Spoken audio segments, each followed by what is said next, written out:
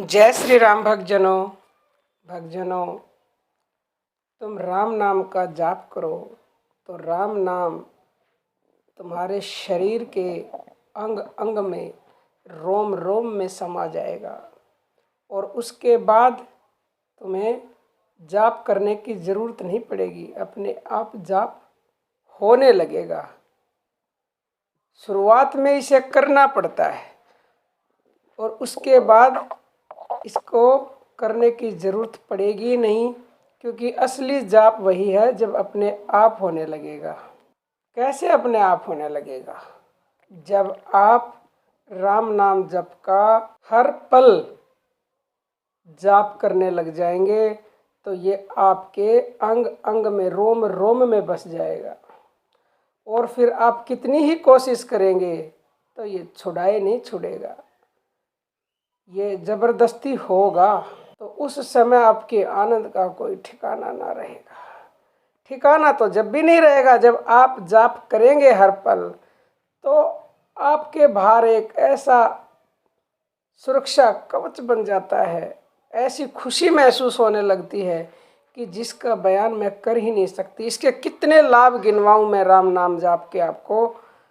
आज हम लाभ ना गिनवा के मैं आपको ये बता रही हूँ कि किस प्रकार राम नाम जाप अपने आप होने लगता है, किस प्रकार तुम्हारे रोम रोम में बस जाएगा, ये समा जाएगा तुम्हारे रोम रोम में। कबीर जी ने इसको अजपा जाप कहा है राम नाम को। और अजपा जाप का मतलब होता है जो पर श्वास और प्रश्वास, यानी श्वास आई और गई, उसके साथ अपने आप जो जप होता रहे, तो ये राम नाम का जप भी अपने आप होने लगेगा। जब तुम हर समय राम नाम का जप करने लगोगे तो एक बार ऐसी सिचुएशन आ जाएगी एक दिन करते करते कि फिर तुम्हें करने की ज़रूरत पड़ेगी नहीं, ये अपने आप स्वतः ही होने लगेगा। ये राम नाम की ऐसी महिमा है। राम नाम की क्या, भगवान के आप और भी किसी नाम का जप करते हो तो उसकी भी उतनी ही महिमा है। मैं आपको उदाहरण के द्वारा समझाती हूँ। बंगाल में चैतन्य महाप्रभु हुआ करते थे, तो उनके एक शिष्य थे। उनके शिष्य इस महामंत्र का जाप करते थे, जो महामंत्र हरे राम राम राम हरे हरे, हरे कृष्ण कृष्ण कृष्ण हरे हरे। इस महामंत्र के ऊपर मैंने 2 वीडियो चैनल पर डाल रखे। बहुत ही ज़बरदस्त और असरदारी महामंत्र है, क्योंकि इसमें 3 नाम एक साथ आए हैं, राम कृष्ण और हरि। तो इसको तीनों प्रकार के भक्त जो भगवान विष्णु यानी हरि को जपते हैं और फिर जो कृष्ण और राम जप को भी जपते हैं, वो भी इसका जप कर सकते हैं। बहुत ही ज़्यादा असरकारी ये महामंत्र है।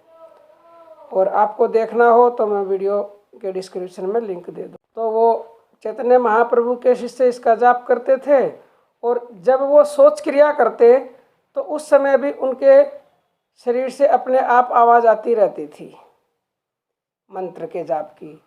तो एक दिन किसी दूसरे ने उसको देख लिया और जाके महाप्रभु से कहने लगे कि महाप्रभु, ये आपका शिष्य तो सोच क्रिया के दौरान भी इस मंत्र का जाप करता रहता है।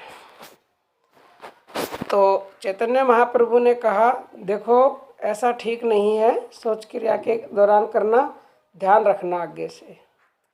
तो बोले ठीक है।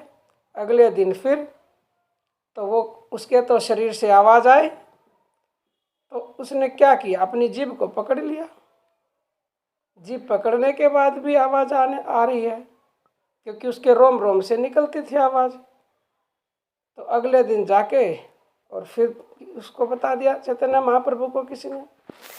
तो चैतन्य महाप्रभु ने कहा कि सुना है कि तुम जीभ पकड़ लेते हो लेकिन आवाज़ फिर भी नहीं रुकती, तो जीभ क्यों पकड़ते हो? तो शिष्य ने कहा, महाप्रभु, मैं जीभ इसलिए पकड़ लेता हूँ कि ये आवाज़ आनी बंद हो जाए, परंतु जीभ पकड़ने के बाद भी आवाज़ तो निरंतर आ रही है। तो भक्तजनों, इसका मतलब ये है कि उस शिष्य के रोम रोम से राम नाम की आवाज़ आती थी या फिर उस महामंत्र की आवाज़ आती थी। तो महाप्रभु ने कहा, तुम्हारे लिए किसी भी प्रकार की कोई समस्या नहीं है, तुम किसी भी अवस्था में नाम जप कर सकते। ये महिमा है इस नाम जप की। जब ये रोम रोम में रम जाता है तो अपने आप शरीर के हर अंग से आवाज़ आने लगी। ऐसे ही एक बार एक महापुरुष हवाई जहाज़ से यात्रा कर रहे थे और वो सो गए। सफ़र में सो गए तो उनके शरीर से राम राम की ध्वनि निकल रही थी। जहाज़ में बैठे सभी यात्रियों ने इधर देखा उधर देखा कि राम नाम की ध्वनि कहाँ से आ रही है। तो सभी उठ के गए जहाँ से ध्वनि आ रही थी। ध्वनि जहाँ से आ रही थी वहाँ वो महापुरुष सोए हुए थे और उनके शरीर से राम राम की ध्वनि की आवाज़ आ रही है। देखो कितना बड़ा चमत्कार है, कितनी बड़ी महिमा है इस राम नाम की, कि सोने के बाद भी राम नाम की ध्वनि अपने आप आ रही है। धन्य हैं ऐसे महापुरुष, धन्य हैं ऐसे लोग जो इस कदर राम नाम की भक्ति में डूब जाते हैं। आप भी डूब सकते हैं और आप में से भी आवाज़ आ सकती है, क्योंकि जो करके देखता है वही इसके आनंद को जानता है। तो आज के लिए इतना ही। जय श्री राम भक्तजन।